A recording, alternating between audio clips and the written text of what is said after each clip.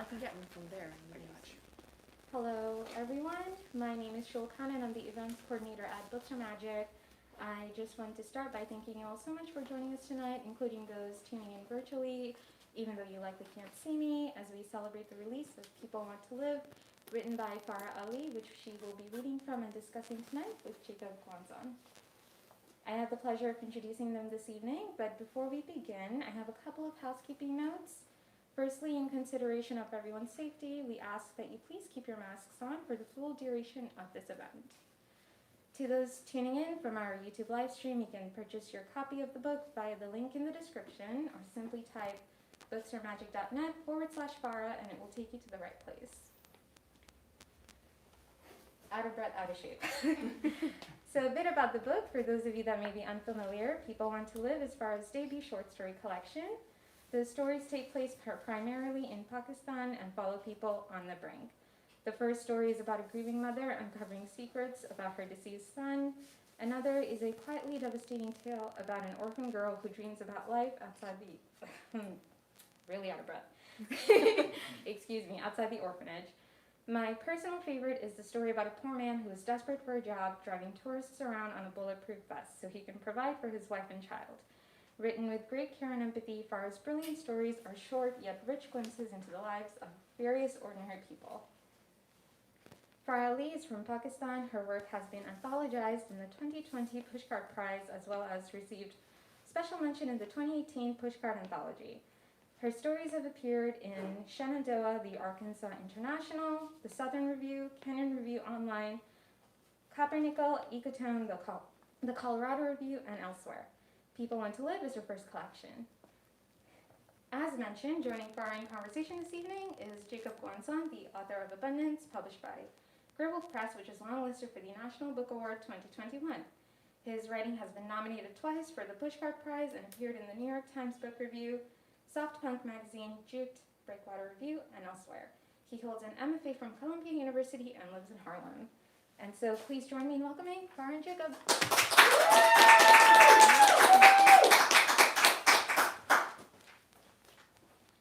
Hi. Hey, how are you? Good, thank you. Yeah. Okay.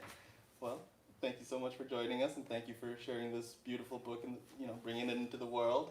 And congratulations. Thank you.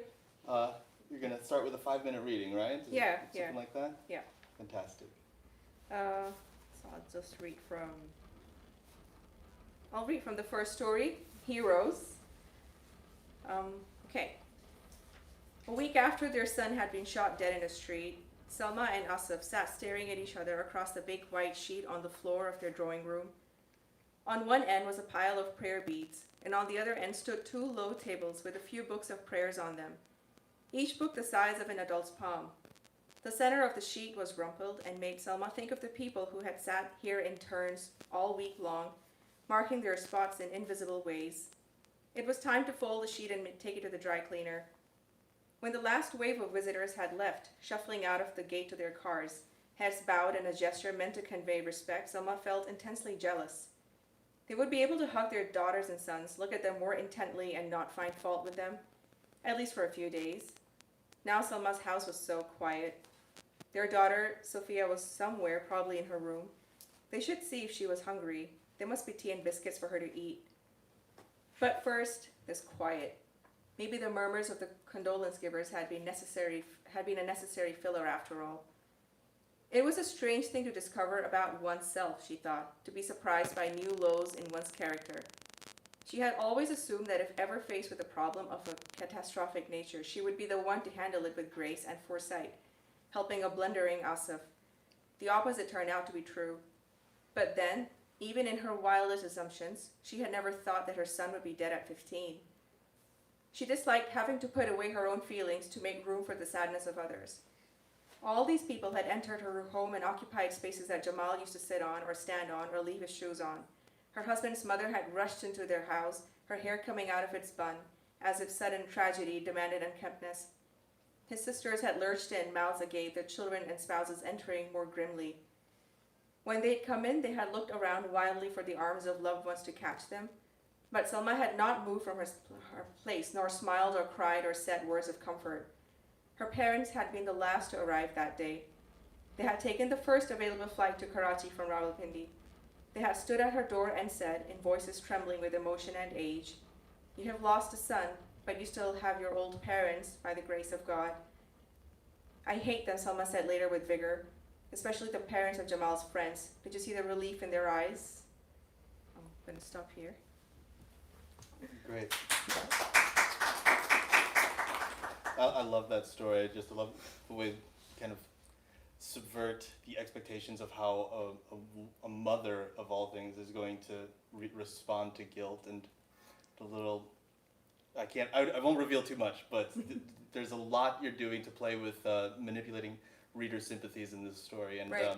Want to get into that when I pick your brain about some craft. But I wanted to start a little broader for anybody who hasn't had a chance to read the book yet, because one of the ways I came away with this book feeling was this really fascinating balance with something that kind of like what Joyce achieved with Dubliners. Like there's this really remarkable sense of place that's what you do with Karachi, and covering a cast of characters across socioeconomic strata, ages and generations, etc. And yet there's something so profoundly human about it, and I was wondering if that was something you entered this collection striving for, or is that something that came naturally? If you could just speak to that point a little bit, I'd love to hear more. So basically how the collection came out was that I wasn't writing for a collection. I just started, when I decided I'm going to take writing seriously, it was all these thoughts and conversations and observations and impressions in my head, growing up in a place like Karachi, which is it's an assault on the senses all the time. And I was telling someone that, it's a hugely populated city and there are a lot of social classes there, and you're never far away from the pains or the joys or the whatevers of each other's lives because of the service industry, and everyone's in each other's business all the time. So all those impressions, they just came out when I started writing the stories, and I think it was just a result of finally allowing myself to write. So I wasn't consciously exploring different kinds of people. It was just a result of observations. Okay, that's really fascinating to hear, because overall it feels so cohesive and also well balanced, and so just the way I approach this, trying to make sense of it and how I would want to approach it. If we just started with the topic of class, right? The way you were able to kind of convey the experience of like young hustlers on the street in I got them jotted down here. Where is it? Bulletproof Bus and Beautiful and What's Fair, right? Yeah. Like that against the kind of experience of the bourgeois class, and in particularly an act of charity. That's the one I really wanted to unpack a little bit with you. If you wouldn't mind explaining the premise of that to the group, and because I really want to pick your brain about it, because I think it's a really fascinating parallel to the other segment of stories here. So act of charity. An act of charity. Yeah. So it's about different kinds of people with different financial comforts, or those who have to strive for it, but they're all hanging out generally, and where some want to be versus, where you can only afford to do so many things to pursue your passion and stuff in life. So without giving away the story, it is about, now that I think about it, there's a whole bunch of different kinds of people there. So it takes place in the house of a person who is very comfortable financially. They don't have to think or measure or count what they're serving or how much, and they have help at home. And the protagonist, however, is not like that. Definitely striving there, but what he wants is a very different life. He doesn't care for financial comfort, he just cares for a different thing, but he's bound by what he needs to do, which is provide money for his mom and his sister. And in the end they do something very different. He and his fiancée. Shall I tell what they do? I think we can withhold it because my question will set it up and intrigue you. I think because let's just say it's relayed from the male character's perspective, right? And he's in a position of privilege, and so I think one of the things that I really adored about this story and a lot of the some of the commentary that's off the page, right, is how subtly and quietly subversive this collection is at times, and particularly in this story, and it kind of challenges the savior mentality, right? And so when you approach a story like this, how at the forefront of your mind are the kind of more polemic aspects of the topics you're dealing with, entering your thought process? Like, are you actively withholding this up from the page? Or, like, how does that come about? I'm just fascinated by it. Right, so, I don't know, I think when I write, it's always character-led first. Always. Never with a plot, never with an ending, generally maybe with a vague scene in my head. And a sense of the personality of the person on the page, a sense of what they're lacking. Is it financial comfort they're lacking, or is it love they're lacking, or is it some kind of stability that you need? One of those things, right, to get you through life.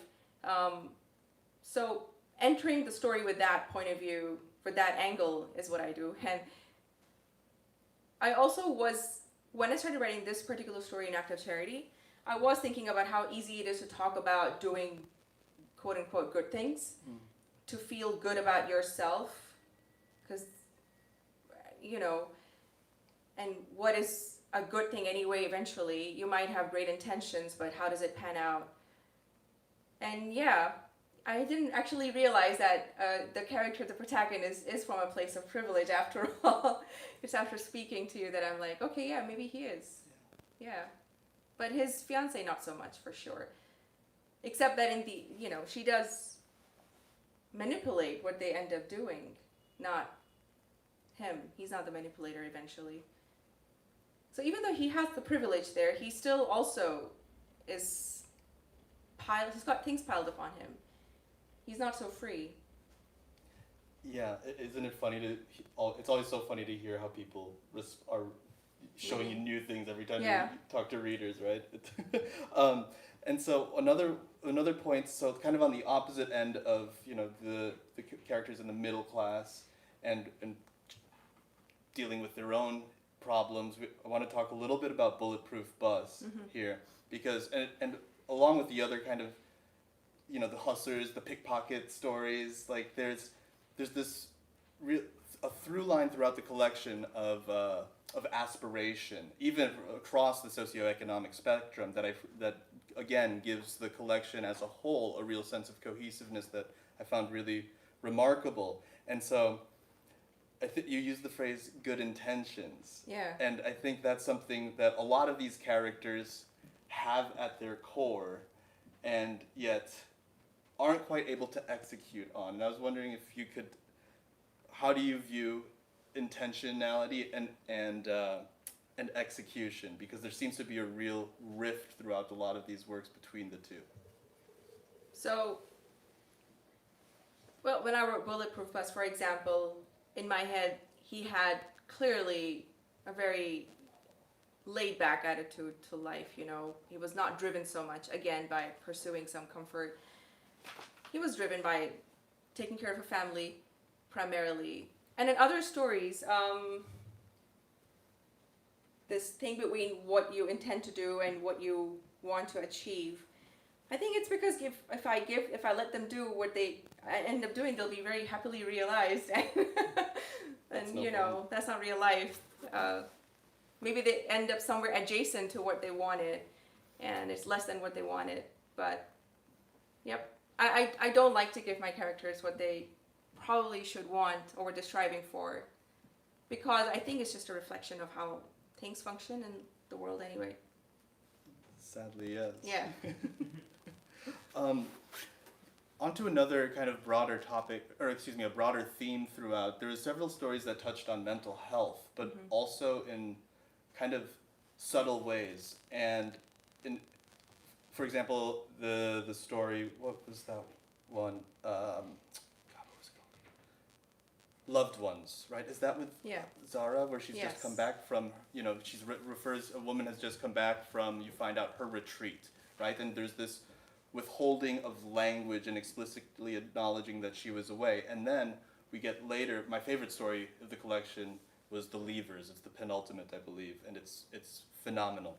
And that's told from the perspective, if you don't mind me, No, go ahead. from a caretaker at a Yeah. mental health Yeah. hospital, and who's caring for one patient in particular, but going through some very serious stuff on his own that he is even struggling to explicitly acknowledge throughout. Yeah. And I would love to hear a little bit about your process and when addressing an issue that is very delicate, right, and a very sensitive topic, but also kind of addressing subtextually the kind of unwillingness we as a society at large, globally, don't allow a space for the mentally ill to be visible, to be seen, to be acknowledged. Yeah.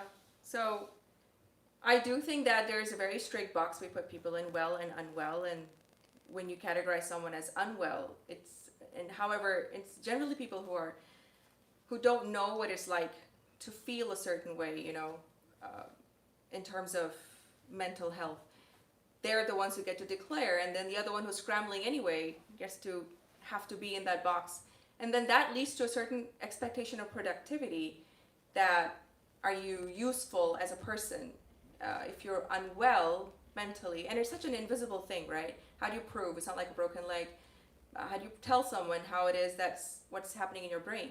But it does affect how you're perceived, and then you're declared either a burden or not so useful. And so in Loved Ones, she did struggle with explaining what she's feeling, because her primary goal when she came back was to blend in, resume normalcy. Everything is back to normal, everything is great, everything is perfect.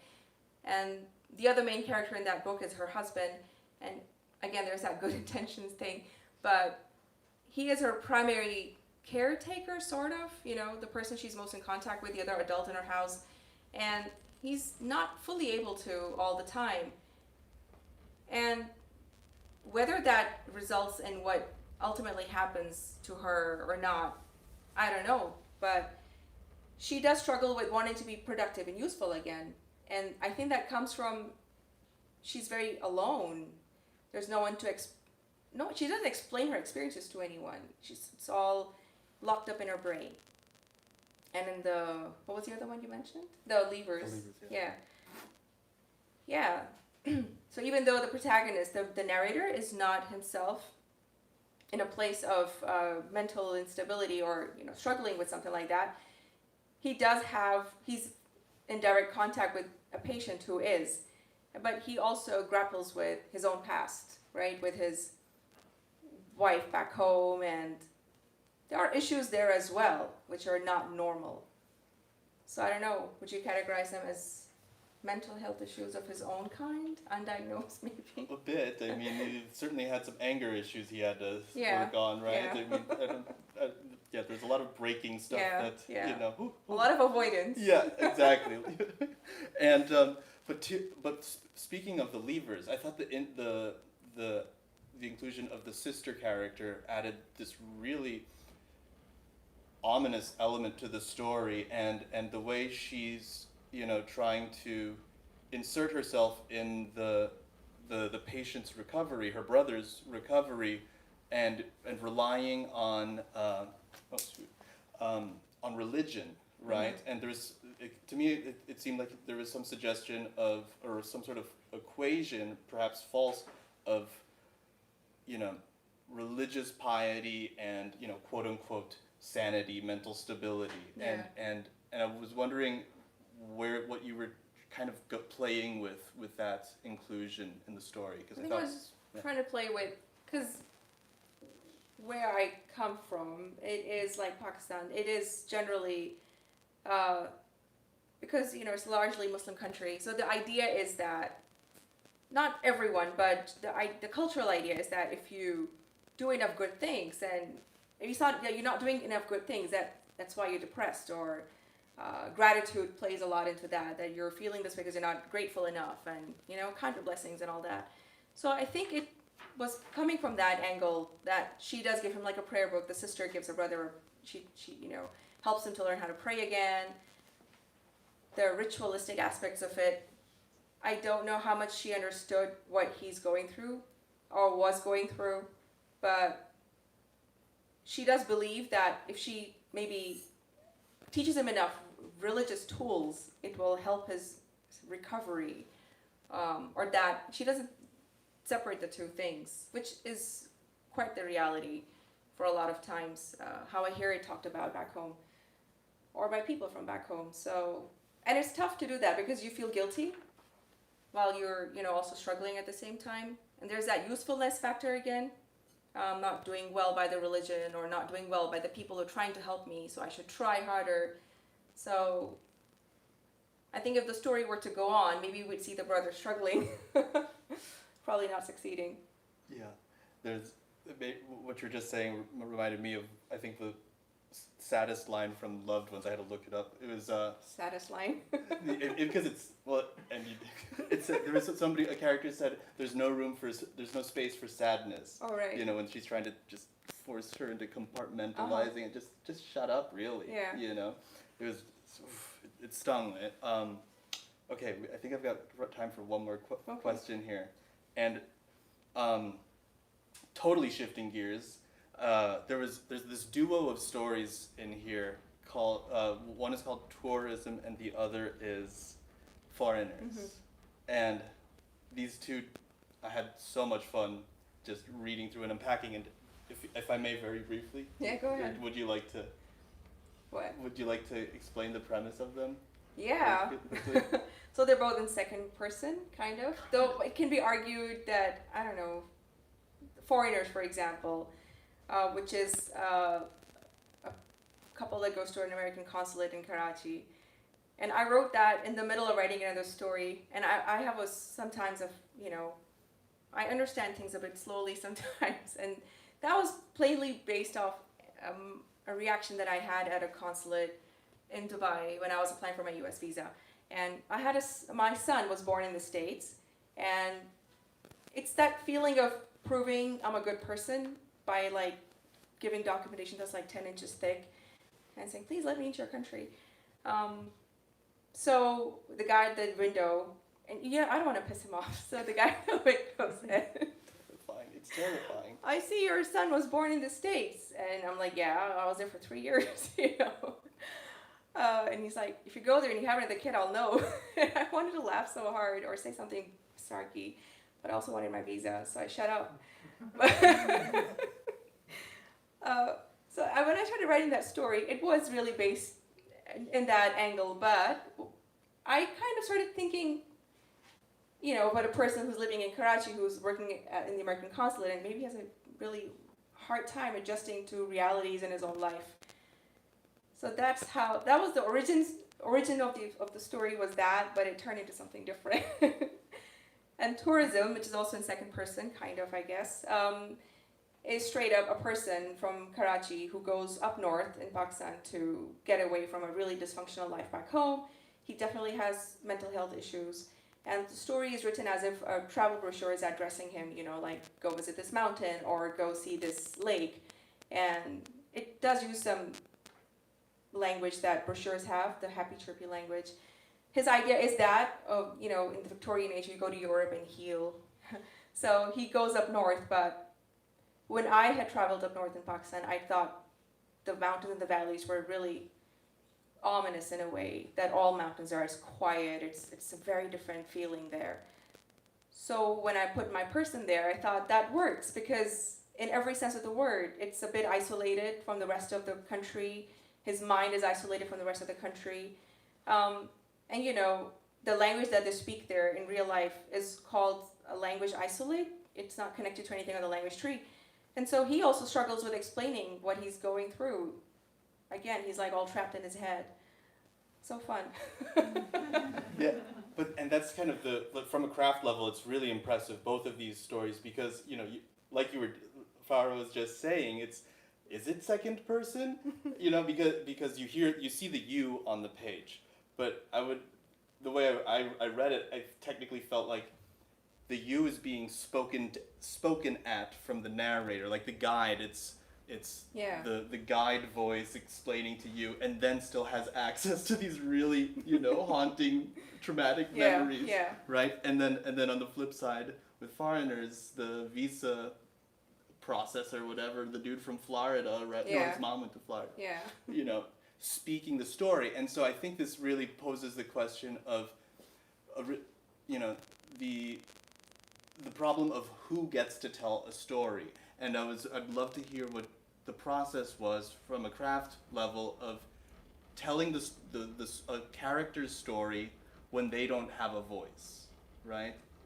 Well, the visa person has a lot of voice. Oh. In the sense that, in real life, there are the deciders for the people at the other end of the window. But I think I go for some kind of a sense of, let me see why that person is behaving the way they are. Why are they being cruel or mean? Not justifying them, but what is their backstory? So, yeah. Do you think I gave a poor helpless visa guy a voice?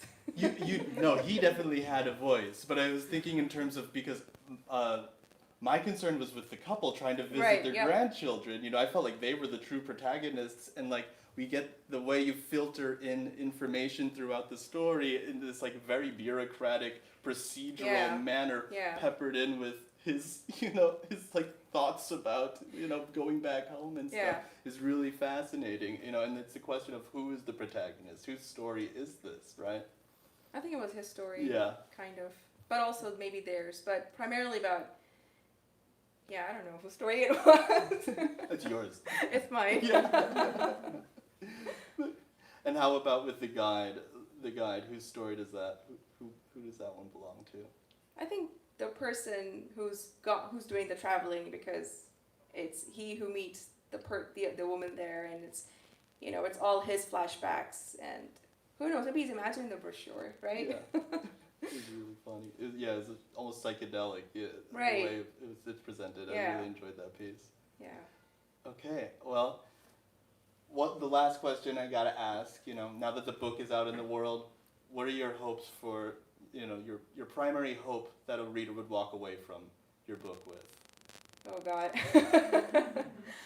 All right, what should a reader walk away with when they read this? That, I don't know, in a schmaltzy way that people do want to live, no matter what. Because these are all people who kind of are on the edge.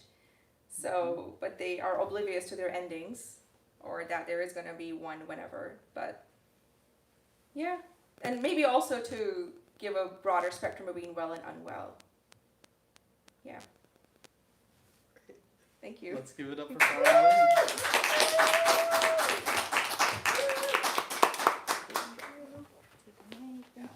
Thank you everyone for coming here tonight, and to those tuning in online, we really appreciate your support.